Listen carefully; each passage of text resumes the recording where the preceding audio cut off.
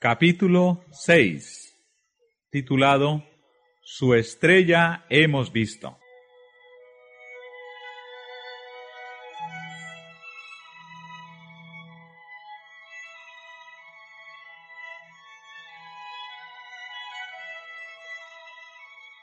Y como fue nacido Jesús en Belén de Judea en días del rey Herodes, he aquí unos magos vinieron del oriente a Jerusalén, diciendo: ¿Dónde está el rey de los judíos que ha nacido?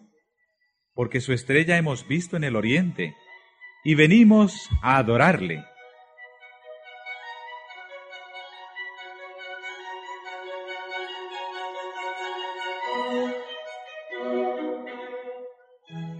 Los magos del oriente eran filósofos, pertenecían a la clase numerosa e influyente que incluía hombres de noble alcurnia y poseía gran parte de las riquezas y del saber de su nación. Entre ellos había muchos que explotaban la credulidad del pueblo.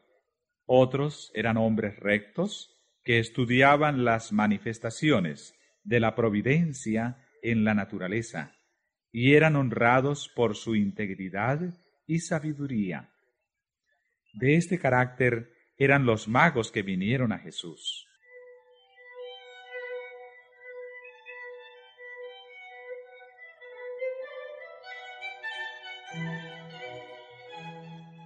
La luz de Dios está siempre resplandeciendo aún en medio de las tinieblas del paganismo. Mientras estos magos estudiaban los cielos tachonados de estrellas y trataban de escudriñar el oculto misterio de sus brillantes derroteros, contemplaban la gloria del Creador. Buscando un conocimiento más claro, se dirigieron a las escrituras hebreas. En su propia tierra se conservaba escritos proféticos que predecían la llegada de un maestro divino. Balaán era uno de esos magos, aunque fuera en un tiempo profeta de Dios. Por el Espíritu Santo había predicho la prosperidad de Israel y la aparición del Mesías, y sus profecías se habían transmitido por la tradición de siglo en siglo. Pero en el Antiguo Testamento, el advenimiento del Salvador se revelaba más claramente. Con gozo supieron los magos que su venida se acercaba y que todo el mundo iba a quedar lleno del conocimiento de la gloria de Jehová.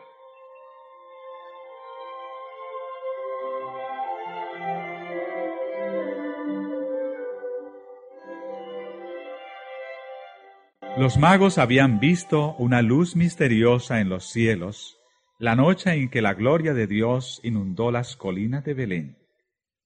Al desvanecerse la luz, apareció una estrella luminosa que permaneció en los cielos. No era una estrella fija, ni un planeta, y el fenómeno excitó el mayor interés. Esa estrella era un distante grupo de resplandecientes ángeles, pero los sabios lo ignoraban. Sin embargo, tenían la impresión de que la estrella era de especial importancia para ellos.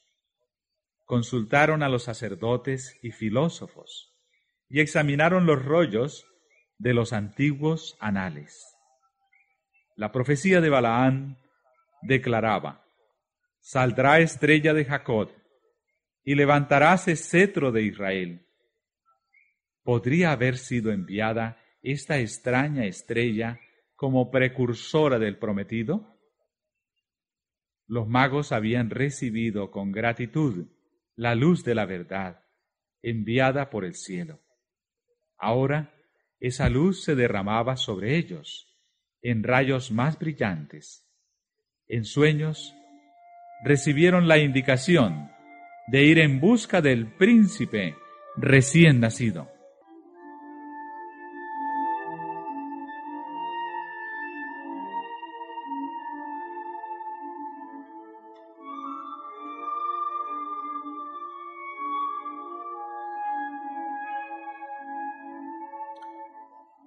Así como por la fe Abraham salió al llamamiento de Dios sin saber dónde iba, así como por la fe Israel siguió la columna de nube hasta la tierra prometida, estos gentiles salieron para hallar al Salvador prometido. En el oriente abundaban las cosas preciosas, y los magos no salieron con las manos vacías. Era costumbre ofrecer presentes como acto de homenaje a los príncipes u otros personajes encumbrados, y los magos llevaron los más ricos dones de su tierra como ofrenda a aquel en quien todas las familias de la tierra iban a ser bendecidas.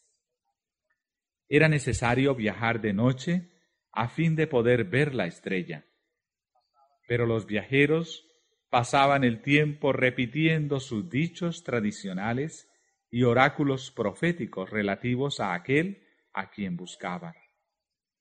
En cada descanso escudriñaban las profecías y se afirmaba en ellos la convicción de que eran guiados divinamente. Mientras tenían la estrella por delante como señal externa, tenían también la evidencia interna del Espíritu Santo, que estaba impresionando sus corazones y les inspiraba esperanza. El viaje, aunque largo, fue para ellos muy feliz.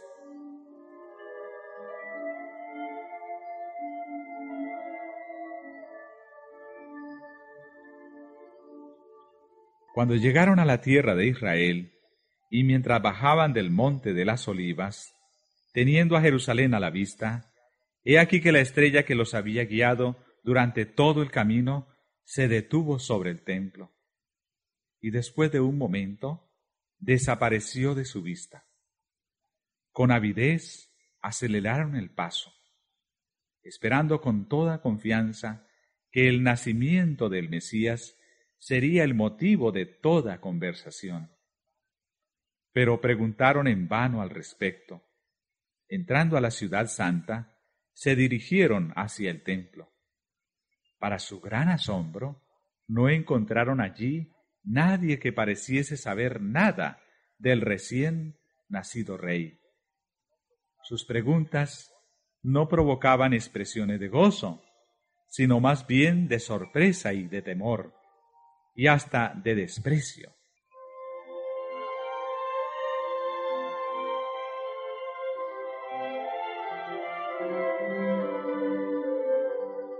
Los sacerdotes repetían tradiciones, hacían alarde de su religión y de su piedad personal, mientras denunciaban a los griegos y romanos como paganos y más pecadores que los demás. Los magos no eran idólatras, y a la vista de Dios ocupaban una posición mucho más elevada que aquellos que profesaban adorarle. Y sin embargo, los judíos los consideraban paganos. Aun entre aquellos que fueron designados guardianes de los santos oráculos, sus ávidas preguntas no despertaron simpatía.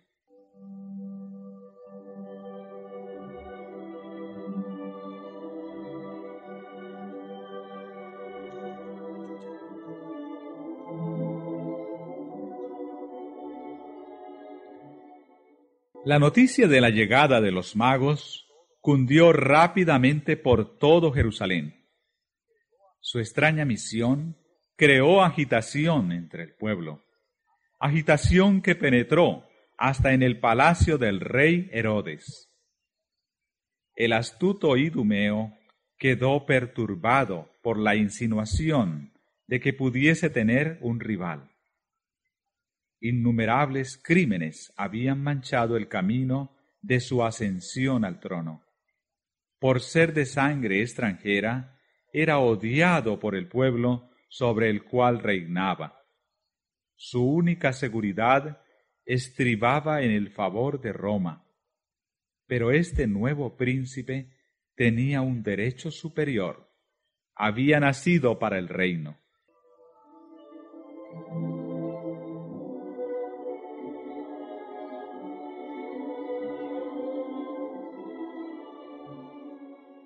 Herodes temió que los sacerdotes estuviesen maquinando con los extranjeros para excitar un tumulto popular que lo destronase. Sin embargo, ocultó su desconfianza, resuelto a hacer abortar sus planes por una astucia superior.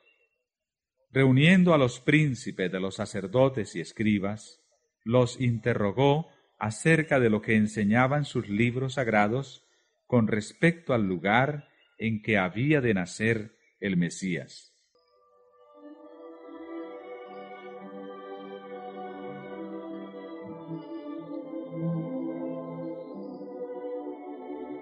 Esta investigación del que usurpara el trono, hecha a petición de unos extranjeros, hirió el orgullo de los maestros judíos. La indiferencia con que se refirieron a los rollos de la profecía airó al celoso tirano. Pensó que estaban tratando de ocultarle su conocimiento del asunto.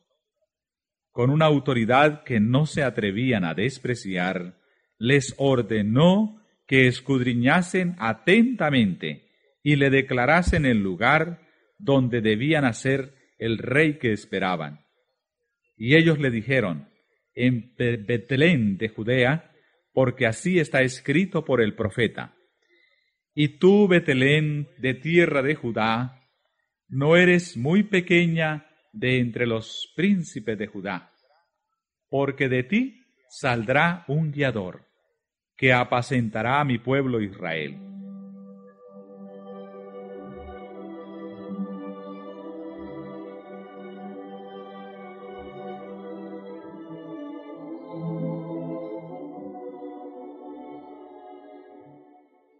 Herodes invitó entonces a los magos a entrevistarse privadamente con él.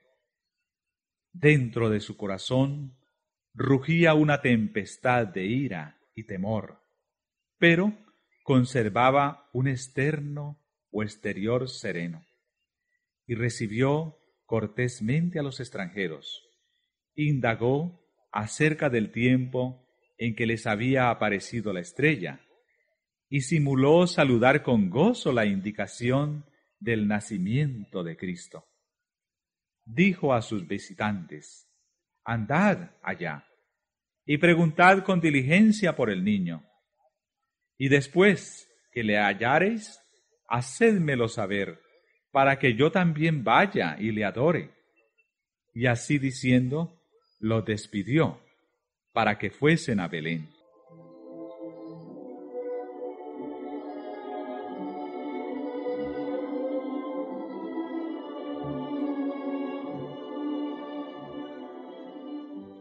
Los sacerdotes y ancianos de Jerusalén no eran tan ignorantes acerca del nacimiento de Cristo como aparentaban.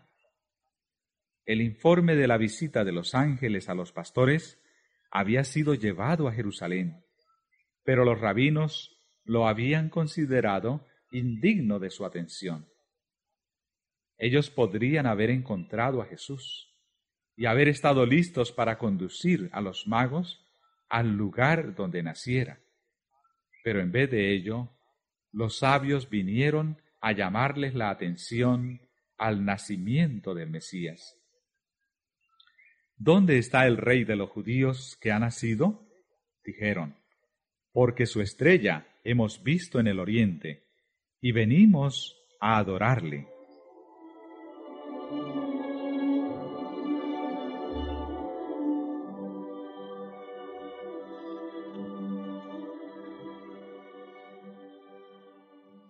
Entonces el orgullo y la envidia cerraron la puerta a la luz. Si los informes traídos por los pastores y los magos habían de ser aceptados, eso colocaba a los sacerdotes y rabinos en una posición poco envidiable, pues desmentía su pretensión de ser exponentes de la verdad de Dios.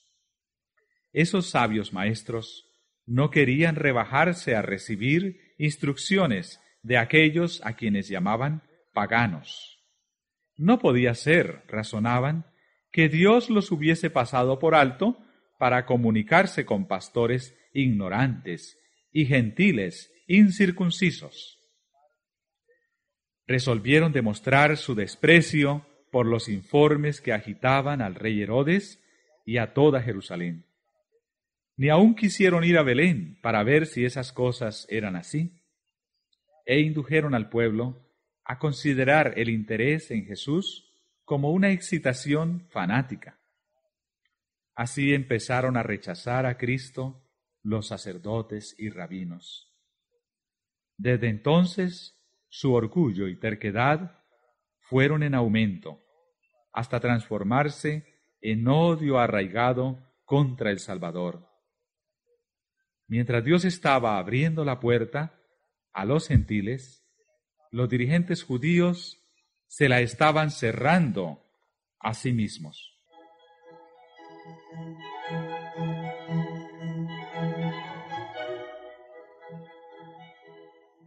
Los magos salieron solos de Jerusalén. Las sombras de la noche iban cayendo cuando pasaron por las puertas, pero para gran gozo suyo volvieron a ver la estrella, y ella los encaminó hacia Belén. Ellos no habían recibido ninguna indicación del humilde estado de Jesús, como la que había sido dada a los pastores. Después del largo viaje, se quedaron desilusionados por la indiferencia de los dirigentes judíos, y habían salido de Jerusalén con menos confianza que cuando entraron en la ciudad. En Belén no encontraron ninguna guardia real para proteger al recién nacido rey. No le asistía ninguno de los hombres honrados por el mundo. Jesús se hallaba acostado en un pesebre. Sus padres, campesinos sin educación, eran sus únicos guardianes. ¿Podía ser aquel niño el personaje de quien se había escrito que había de levantar las tribus de Jacob y restaurar los asolamientos de Israel? ¿Que sería la luz de las gentes y salud hasta lo postrero de la tierra?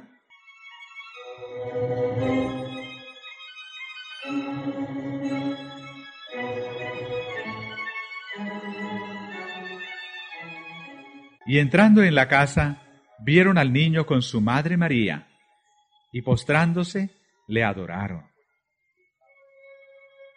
Bajo el humilde disfraz de Jesús, reconocieron la presencia de la divinidad. Le dieron sus corazones como a su Salvador, y entonces sacaron sus presentes, oro e incienso y mirra. ¡Qué fe la suya! Podría haberse dicho de los magos del Oriente, como se dijo más tarde del centurión romano: ni aun en Israel he hallado fe tanta.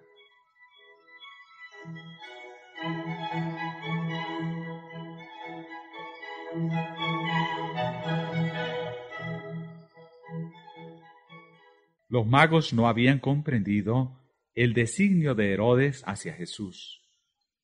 Cuando el objeto de su viaje fue logrado, se prepararon para volver a Jerusalén y se proponían darle cuenta de su éxito. Pero en un sueño recibieron una orden divina de no comunicarse más con él. Evitando pasar por Jerusalén, emprendieron el viaje de regreso a su país por otro camino. Igualmente José recibió advertencia de huir a Egipto con María y el niño. Y el ángel dijo: estate allá hasta que yo te lo diga, porque ha de acontecer que Herodes buscará al niño para matarle. José obedeció sin dilación, emprendiendo viaje de noche para mayor seguridad.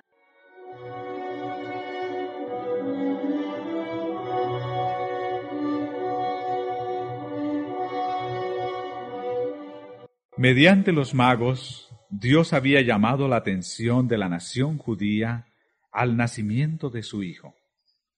Sus investigaciones en Jerusalén, el interés popular que excitaron y aun los celos de Herodes, cosas que atrajeron la atención de los sacerdotes y rabinos, dirigieron los espíritus a las profecías concernientes al Mesías y al gran acontecimiento que acababa de suceder.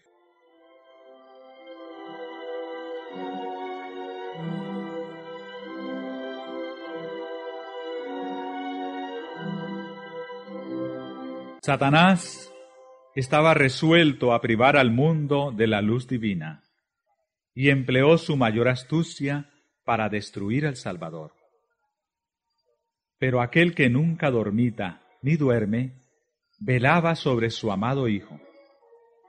Aquel que había hecho descender maná del cielo para Israel y había alimentado a Elías en tiempos de hambre, proveyó en una tierra pagana un refugio para María y el niño Jesús. Y mediante los regalos de los magos de un país pagano, el Señor suministró los medios para el viaje a Egipto y la estadía en esa tierra extraña. Los magos habían estado entre los primeros en dar la bienvenida al Redentor. Su presente fue el primero depositado a sus pies, y mediante este presente, ¡qué privilegio de servir tuvieron! Dios se deleita en honrar la ofrenda del corazón que ama, dándole la mayor eficacia en su servicio. Si hemos dado nuestro corazón a Jesús, le traeremos también nuestros donativos, nuestro oro y plata, nuestras posesiones terrenales más preciosas, nuestros dones mentales y espirituales más elevados, serán dedicados libremente a aquel que nos amó y se dio a sí mismo por nosotros.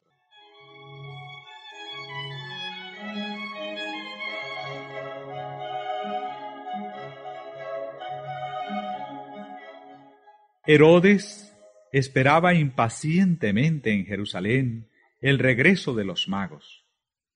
A medida que transcurría el tiempo y ellos no aparecían, se despertaron sus sospechas.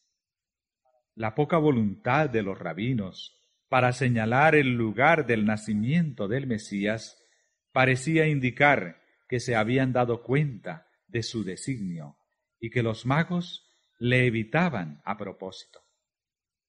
Este pensamiento le enfurecía. La astucia había fracasado, pero le quedaba el recurso de la fuerza. Iba a hacer un escarmiento en este niño rey. Aquellos altivos judíos verían lo que podía esperar de sus tentativas de poner un monarca en el trono.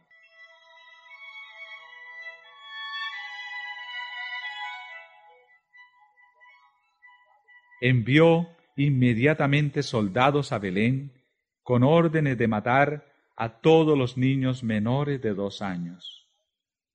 Los tranquilos hogares de la ciudad de David presenciaron aquellas escenas de horror que 6 siglos antes habían sido presentadas al profeta. Voz fue oída en Rama, grande lamentación, lloro y gemido. Raquel que llora a sus hijos, y no quiso ser consolada, porque perecieron.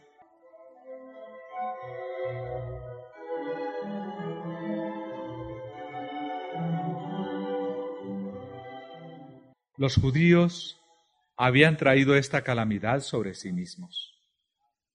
Si hubiesen andado con fidelidad y humildad delante de Dios, de alguna manera señalada, Él habría hecho inofensiva para ellos la ira del rey. Pero se habían separado de Dios por sus pecados y habían rechazado al Espíritu Santo, que era su único escudo. No habían estudiado las Escrituras con el deseo de conformarse a la voluntad de Dios. Habían buscado profecías que pudiesen interpretarse de manera que los exaltaran y demostraran que Dios despreciaba a todas las demás naciones. Se jactaban orgullosamente de que el Mesías había de venir como rey para vencer a sus enemigos y hollar a los paganos en su ira. Así, habían excitado el odio de sus gobernantes y por su falsa presentación de la misión de Cristo, Satanás se había propuesto lograr la destrucción del Salvador. Pero en vez de ello, esto se volvió sobre sus cabezas.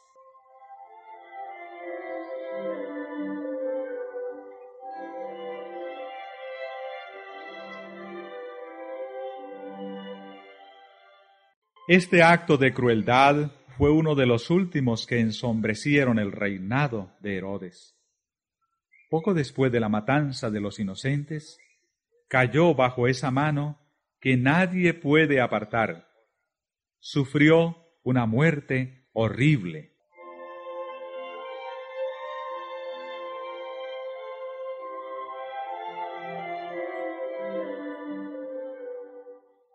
José, que estaba todavía en Egipto, recibió entonces de un ángel de Dios la orden de volver a la tierra de Israel. Considerando a Jesús como heredero del trono de David, José deseaba establecerse en Belén. Pero al saber que Arquelao reinaba en Judea en lugar de su padre, temió que los designios del padre contra Cristo fuesen llevados a cabo por el hijo. De todos los hijos de Herodes, Arquelao era el que más se le asemejaba en carácter.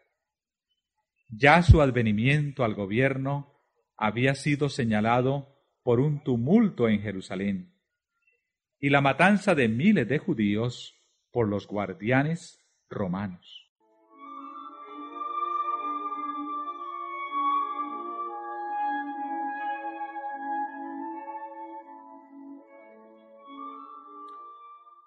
Otra vez fue José dirigido a un lugar de seguridad.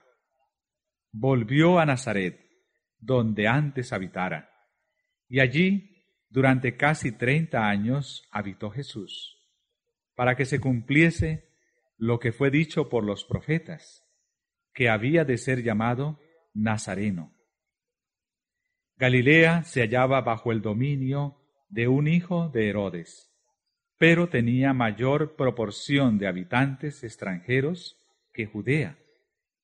Por eso había menos interés en los asuntos relacionados especialmente con los judíos, y los derechos reales de Jesús propenderían mucho menos a excitar los celos de los gobernantes.